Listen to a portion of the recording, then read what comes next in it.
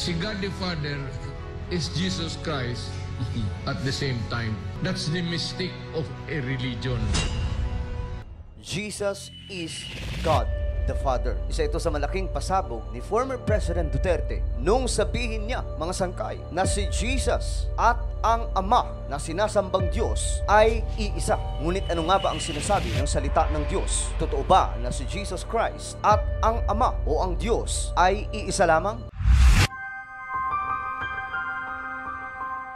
Hello, what's up? Mga sangkay, ako muli ito, Sangkay Janjan, muling nagbabalik dito sa ating channel para sa panibagong vlog na kapupulutan po ng kaalaman at aral. Huwag niyo pong kalimutan na isubscribe yung ating YouTube channel, click ang bell at i-click niyo po yung all. At sa mga nanonood po sa Facebook, i-follow niyo po yung ating Facebook page. Today, mga sangkay, pag-uusapan po natin ang malaking pasabog ni former President Duterte. Bakit nga ba niya nasabi, mga sangkay, na si Jesus at ang Amang Diyos ay iisa lamang? May sinasabi ba ang Biblia o patunay na si Jesus Christ at ang Panginoong Diyos ay iisa?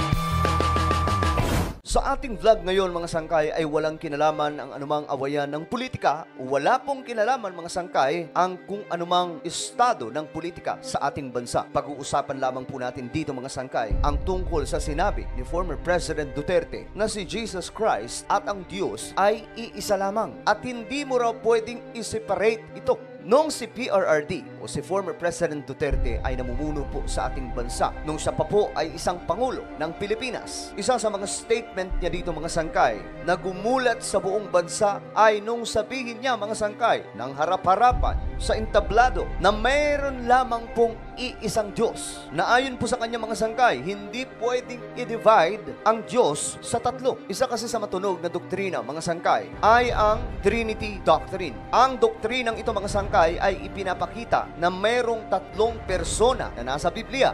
Ito po ay ang Diyos Ama, Diyos Anak, at Diyos Espiritu. Isa pong nakakalitong doktrina at unbiblical. Wala po ito sa Biblia, mga sangkay. Kahit balibalik na rin po natin ang salita ng Diyos, wala po tayong mababasa na sinasabi sa Biblia o itinuturo, mga sangkay, na meron pong tatlong Diyos. Dito, mga sangkay, ipinaliwanag ni former President Duterte that there is only one God. At ito po, mga sangkay, ang naging pahayag ng dating Pangulo. Alam mo ba kung ilang ang santo ng Katoliko? 35,000. All the years. Sa Italy, marami sila.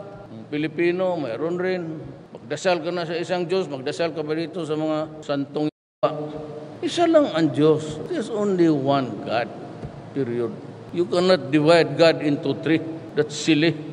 Yan ang patunay, mga sangkay, na kahit po si former President Duterte ay one God believer. Naniniwala po siya na mayroon lamang pong iisang Diyos. At binigyan niya po ito ng kalinawan nung kumalat po ang isang video, nung tahasan niya pong sinasabi, mga sangkay, na si Jesus Christ ay iisang Diyos lamang. Marami kasi, mga sangkay, ang nalilito sa pagka-Diyos na nakasulat po sa Biblia. Ang akala kasi ng iba, mga sangkay, na si Jesus Christ at ang Diyos na naglikha ng lahat ng bagay ay separate. Siya ang Diyos Ama at si Jesus Christ naman ang Diyos Anak. Kung kaya't pinaliwanag po dito ni former President Duterte na hindi mo maiintindihan kailanman, mga sangkay, ang kung anumang iniisip ng Diyos at kung gaano kalawak ang misteryo, mga sangkay, ng kanyang pagka-Diyos. Ngunit isa lamang po ang malinaw sa lahat. Pinaliwanag dito ni former President Duterte na ang Diyos o nag-iisang Ama ay siya ring si Jesus na nagkatawang tao. At ito po ang video ng statement ng dating Pangulo. Si God the Father is Jesus Christ at the same time. That's the mistake of a religion. Do not try to fathom it because you will never get the answer. It's pure faith. Pero Jesus Christ, yun talaga si God the Father. Pag akyat niya doon sa heaven, he's seated beside his Father. No, when he went back there, he is the Father. Nag-merge na yun. Oh. Jesus Christ was a God Himself. Jesus Christ was God the Father. Yes. True.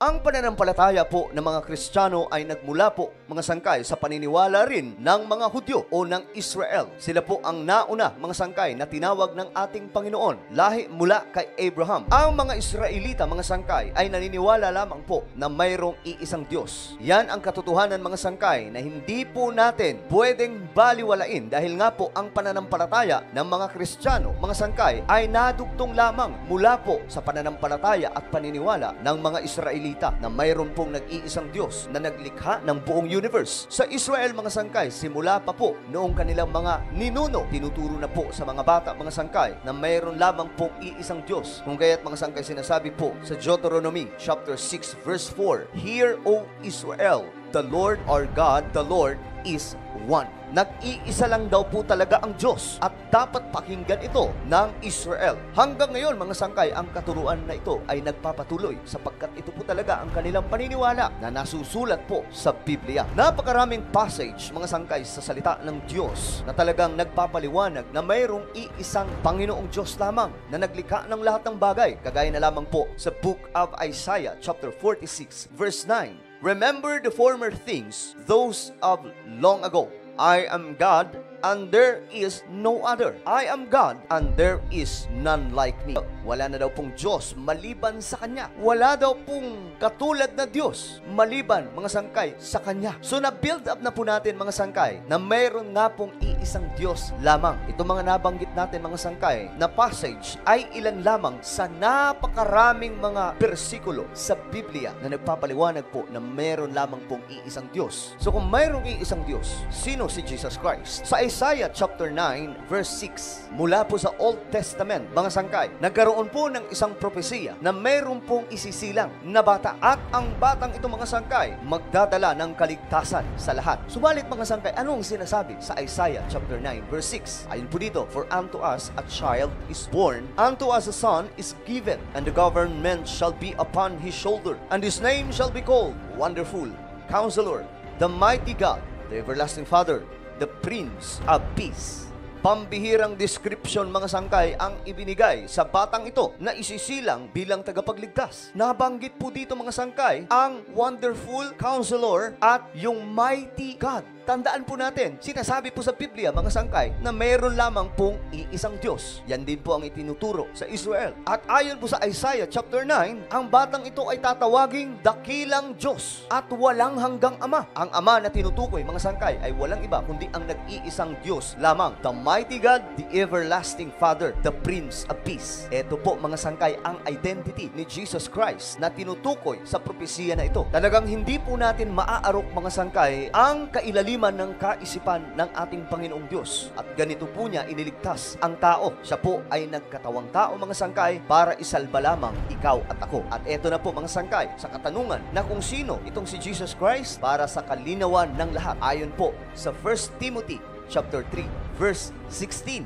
"And without controversy, great is the mystery of godliness. God was manifest in the flesh, justified in the spirit, seen of angels, preached unto the Gentiles, believe on in the world, receive up into the glory." Malinaw po, mga sangkay, na nabanggit po sa Biblia sa 1 Timothy chapter 3 verse 16 na ang Diyos daw po ay nagkatawang tao. Uulitin po natin ang sinabi ng Biblia, mga sangkay, "And without controversy, great is the mystery of godliness. God was manifest in the flesh." Uulitin ko, ayon sa Biblia, God was manifest in the flesh. Kung kaya't, mga sangkay, si Jesus Christ ay isa pong Diyos at dahil nagkatawang tao po siya, mga sangkay, siya po ay kumpleto ring tao. Nakakaramdam po siya ng gutom, nakakaramdam po siya ng sakit. Lahat ng nararamdaman ng tao, dinanas po niya, mga sangkay. Ang hindi lamang naranasan ni Jesus Christ ang magkasala. Kung kaya't sa katanungan, mga sangkay, na kung si Jesus Christ ay isang Diyos, bakit siya nananalangin? Ang isang simpleng sagot dyan, mga sangkay, bakit siya nanalangin at nabanggit yung Ama, Father, bilang isang Diyos na nagkatawang tao, mga sangkay, nararanasan niya ang sakit, ang hirap na dinadanas ng isang tao. Kung kaya't, mga sangkay, nananalangin po siya dito sa kanyang divine will, na nagpapasubmit po siya sa kung anuman ang kalooban ng kanyang pagka-Diyos. Isa sa kasagutan din dyan, mga sangkay, siya po ang nagpakita ng perfect example sa lahat ng kanyang mga disciples na tumawag sa nag-iisang Diyos at manalangin. Isa pa sa patunay, mga sangkay, na si Jesus Christ ay ang ang nag-iisang Diyos na nagkatawang tao. Kung babalikan po natin ang kasaysayan ng Israel, mga sangkay, kung papaano po inutusan ng ating Panginoong Diyos si Moses na iligtas ang Israelita mula po sa pagkakasadlak o pagkaalipin sa Ehipto. Si Moses ay nagtanong sa Diyos. Sabi po niya, ano ang iyong pangalan? Dahil gusto niya po maiparating sa Israel na itong Diyos na naglikha ng lahat ng bagay ay siyang nag-utos sa kanya. Kung kaya't mga sangkay, ang tanong niya dito, ano ang iyong pangalan? Ito po ang sagot ng ating Panginoong Diyos sa Exodus chapter 13 verse 14. And God said unto Moses, I am that I am. And he said, thus shalt thou say unto the children of Israel, I am hath sent me to you. Ulitin ko ang sinabi po niya, mga sangkay, I am hath sent me unto you. Ako, sabihin mo lang, ako ang siyang nagsugo sa iyo. Ang pangalan na nabanggit dito, mga sangkay, ay I am. And in New Testament, mga sangkay, nabanggit din po mismo ito ni Jesus Christ. Ito po yung rason kung bakit muntikan na po siya batuhin nitong mga Hudyo. Dahil po, ayon sa kanila, ito daw po ay blasphemy. Karumal-dumal, mga sangkay, sa harapan ng ating Panginoong Diyos. Dahil kiniklaim ni Jesus Christ na siya ay Diyos. Ayon po sa John chapter 8, verse 58, Jesus said unto them, verily, verily, I say unto you, before Abraham was, I am. Nabanggit niya po ang word na I am. Bago pa raw po si Abraham, mga sangkay, nariyan na siya. Mas lalo pong lumilinaw, mga sangkay, dahil po sa mga bersikulong ito na si Jesus Christ ay siya rin pong Ama. Kung kaya't, mga sangkay, tama po si PRRD sa kanyang sinasabi. Masyadong marami pa pong passage sa Biblia, mga sangkay, na patunay lamang na si Jesus Christ ay ang Diyos na nagkatawang tao. Kagaya na lamang po ng sinabi po ni Jesus Christ na ako at ang Ama ay iisa. Isa po yan sa malinaw, mga sangkay, na pinaintindi niya sa mga disipulo na ang kaharap po nila ay siya ring Ama na tumutupad, mga sangkay, sa kalooban ng kanyang pagkadiyos na iligtas ang sangkatauhan. Sa huling pahina ng Biblia, mga sangkay, dito po natin makikita ang kagilagilalas at nakakakilabot na propesiya, mga sangkay. At dito, mga sangkay, sa Book of Revelation, nabanggit po dito, mga sangkay, kung sino itong si Jesus Christ na magpapatunay na siya nga po talaga ay ang Diyos na nag-iisa. Ayon po sa Book of Revelation o Pahayag 22 verse 12, at sinabi ni Jesus, makinig kayo, darating na ako, dala ko ang mga gantimpalang ibibigay sa bawat isa ayon sa kanyang ginawa. Ako ang Alpha at ang Omega, ang una at ang huli, ang simula at ang wakas. Siya raw po ang Alpha at Omega. Siya rin po ang simula at ang wakas. Ang ibig sabihin, siya po ang nag-iisang Diyos dahil nabanggit po ito sa Old Testament, mga sangkay, sa Isaiah chapter 48 verse 12, nasabi po dito, I am the first and I am also the last. At hindi lamang po dyan nagtatapos, mga sangkay. Sa pinakahuli na talata sa Biblia ng Book of Revelation, sinabi po mismo dito ni Jesus sa verse 16 ng Revelation chapter 22, akong si Jesus ang nagsugo sa aking anghel upang ang mga bagay na ito'y ipahayag sa inyo. Siya daw si Jesus na nagsugo sa kanyang mga anghel. Tandaan po natin, ang nagmamay-ari lamang po sa mga anghel ay ang Diyos na naglikha ng lahat ng bagay lamang. Ano po ang inyong opinion sa ating napag-usapan ngayon?